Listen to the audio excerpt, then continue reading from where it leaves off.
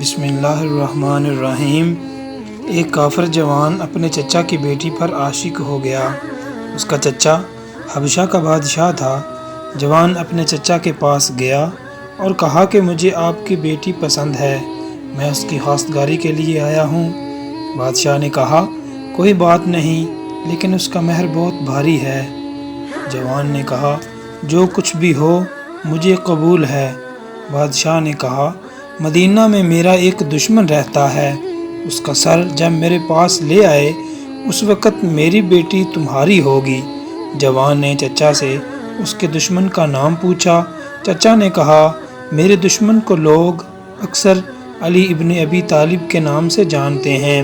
جوان نے جلدی سے گھوڑے کے اوپر زین رکھی اور تیر، تلوار، نیزہ اور کمان کے ساتھ راہ مدینہ ہوا۔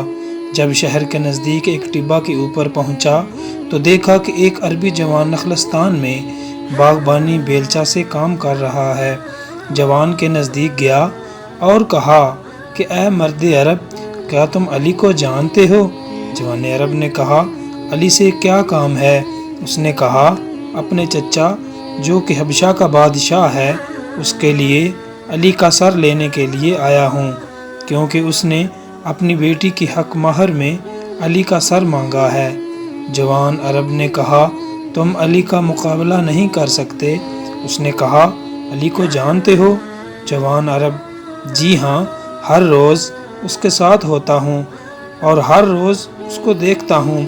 اس نے کہا علی کیسی ہیبت رکھتا ہے کہ میں اس کا سر تن سے جدا نہیں کر سکتا۔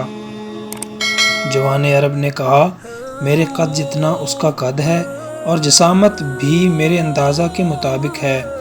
اس نے کہا اگر تمہاری طرح ہے تو پھر کوئی مسئلہ نہیں۔ مرد عرب نے کہا پہلے تم مجھے شکست دو، پھر میں تم کو علی کا پتہ بتاؤں گا۔ جوان اونچی آواز میں ہنسا اور بولا تم مجھے اس بیلچہ سے شکست دو گے؟ پس تیار ہو جاؤ۔ شمشیر کو نیام سے نکالا اور پھر پوچھا کہ تمہارا نام کیا ہے؟ مرد عرب نے کہا عبداللہ۔ اور تمہارا نام کیا ہے؟ اس نے کہا فتح۔ اور اسی لمحے عبداللہ پہ حملہ کر دیا۔